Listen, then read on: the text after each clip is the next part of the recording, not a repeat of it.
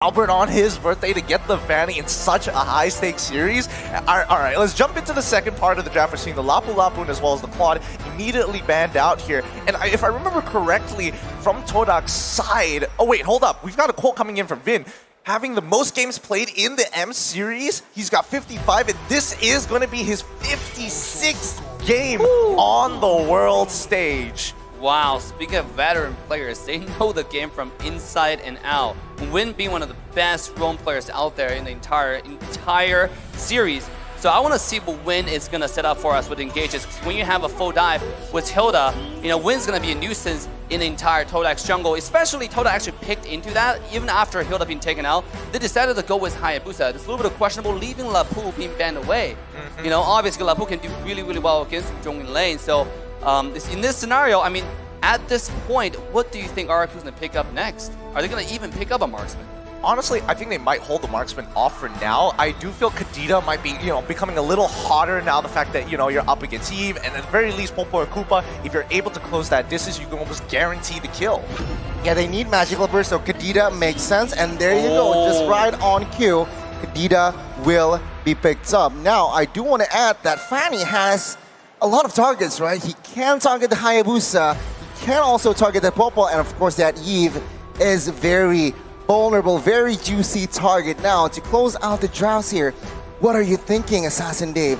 They need someone that can peel for them. I mean, they do, but at the same time, like, what choices are available, right? There are not too many PO characters, and we're going to have Martis most likely in the EXP lane, since Hayabusa is going to be most likely 99% going to the jungle. When's the last time we've seen Hayabusa being flex picked? Here's the thing. When you say 99%, every time I get flashbacks for MPL MY. God. It might not necessarily be it. We'll have to see at the very end. Ruby gets locked in as well. So you telling me, I'm telling you, it's a little tough to say. What? Ruby could go into the support position. Martis can go into the support position, both of which we haven't seen in a while. Ruby more commonly than Martis, of course. It's still so flexible, and you're right. Well, we'll see. Will it pay off? Will it be pulled off here for our first game? Now, last hero here for RRQ. They have magical burst, they have the physical. What else do they need? They need someone that can be the backlines, Beatrix. All right, of course. Right. Walk me through this gold lane matchup. What should we expect pre-level 4 and beyond after? I mean, Popo and Koopa is a character we don't really see much in the scrim practice before M4, but coming in Popo in the lane, I expect to play really aggressive because it does have the talk to buy you every so often. And Beatrix actually need a little bit of scaling now because of the iteration nerfs in the previous patches. It does feel a little bit bad that, Wesker doesn't hurt as much, so you can just take up over like one or two shots once you get like your first item. But, things have changed. Imagine Popo and Koopa combined with the real world manipulation from Eve. It's gonna be an easy turn for Todak to take RRQ. They need an answer with this strat, for this strat. I don't know, I'm looking specifically at Clay. He's got to have some tip-top gameplay to take out Popo and Koopa and still make sure that Moon doesn't get out of his lane at all. But who is excited for Albert on the Fanny, though, as we walk into game 1? Well, let's find out. Let's ask the people here who's excited for Todak versus RRQ as we jump right into the land of dawn. Immediately, we are seeing purple buffs being started on Rival actually opting not to, as he is going to be on this Martis. The Hayabusa has been flexed. Oh, wow, all right, Hayabusa, not right. What the heck is going on?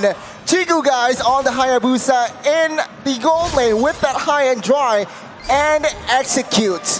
What do you think about this, Ask Dave? Todak always surprises us with their playstyle, with their switches, swaps. You can see Popo going to the gold lane, just bullying the Suzhong right now because of the range with the help of Yumski.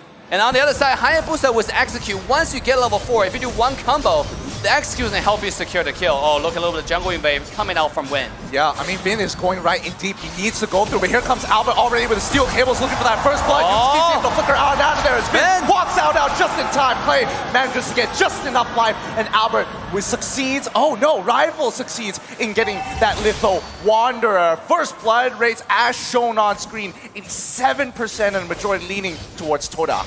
It shows, right, that RRQ, we know RRQ as a very aggressive team, but Todak in M4, it's actually them who has a 87% first blood rate. So that speaks volume while Todak responding, yeah, you want to play early game? Let me play early game. Let's see though. Albert here is struggling. Almost 2 minutes in, has not reached level 4. What's stressing me out right now is the fact that if we're looking at both sides of the map, for Todak, it is a slight disadvantage because Turtle is going to be spawning on that bottom side and Purple Buff is on the opposite side of the map. Yeah, but at the same time, look at Todak. They're all in position and have more level 4 approaching this first turtle. Look at Rival is already getting on that bottom side though. Yep, they find the initial catch and immediately Black Dragon secures the kill onto Momo. That's first blood. As Moon now in trouble, flickering out of the way under the turret as Rival finds the King of Shore Sky Guardian. They're going to be locking him down, finding the trade immediately. A quick execute. Clay still holding on. He still has his ultimate. If they walk up too close, it could be danger for Rival. They're sniffing him out as Albert has his purple buff and starting to walk down towards Turtle's side. Bin continuing to harass as much as he can, but here we go. Steel cables already out. The real manipulation comes through. Knocks up two. Already gets it. Here comes Clay. Securing the Turtle and Martis in one fell swoop. Momo is not going to let that slide though as he continues to shoot them down one by one. R7 in the middle of the fight too. Doesn't want to get involved anymore. There's just too many numbers as they back away. RRQ, they lost the neutral objective, but they secured and equalized in total kill points. Todak, yeah, they were forcing the fights, but fortunately the Clay, with the clutch rough waves, they actually managed to find the equalizer. 2 minutes spell check. Item check. Yumski, what a play on a Ruby there. He waited for Albert to come in, and a beautiful execution of skill 2 to stop him mid-flight. When you can see Albert was going for Moon on the Eve there in the back, right? The moment when Eve showed up, you see the Fanny flying in, but not too fast up Yumski. His stop the Fanny in the mid-track. Oh no, losing a purple buff as well. Not the end of the world for Martis at the very least, as he's not as dependent on it. But the next play could be happening towards the bottom side of the map again. We see Fanny moving over and Yumski getting into the right position here.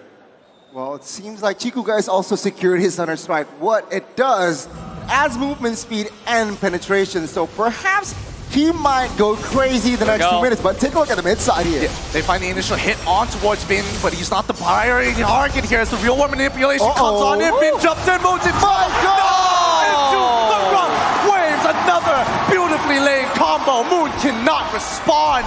Now, bottom side even getting threatened. The petrified whale knocked up. Momo cannot do anything about it, but the outflow keeps him alive long enough, but unfortunately, it's just too much damage. RRQ with a very sharp execution, and Todak, they are paying the price. On the fans, it seems like they're excited. Are you guys excited for RRQ? Oh my God. You got your answer. You got your answer, but now here comes the turtle. This is going to be a really important objective for both sides. It's going to be a potential for... No, it's not a 4v4, as Fanny is on the top side, already chunking Chiku down, guys, down to half HP. Bin's going to be starting things off immediately on top of Yumski, but for how long? Clay still waiting for an opportunity. He's getting dicey here. R7 himself jumps in to try to save his teammate, but it's too late. One goes down, and now it's a 4v2. It's not looking good as purple buff is being invaded at the same time, but RRQ have the right idea, slowing this turtle as much as they can until reinforcements show up. The turtle is so low. Martis is able to secure it. Here comes Albert for the 3 in data. Yumski is going to lock him down. Just the cutthroat is able to find his neck. Now Moon is on the cover. R7 is still chasing down Rival. Real world manipulation coming up a little late just to ensure that they secure the kill on towards R7 side. Mid lane continue getting attacked. The Chiku guys dying over to Clay once more. Mid lane falls and RRQ will grab another lead. But take a look at Albert here with the jukes, with the cables as well. He's able to get out from that, but from that trade, we have learned that RRQ grabbing that mid lane turret, it's not looking good for Todak. Not, and also the Hayabusa switch to the EXP lane has not been paying them any dividends. You can see so far, just get absolutely decimated by the Hilda CC plus Beatrix. Beatrix is scaling up already. Let's take a look at Moon. Moon has now reached 300 assists, ranked number 3rd in the most assists in M series. what? Only third? I'm thinking about how many more number 1 and number 2 have in terms of assists at this stage of the game. But with 55 seconds on the clock here, walk me through the potential fight. Wait, hold on. The catch out to Finn. Immediately, the I'm Offended comes on through.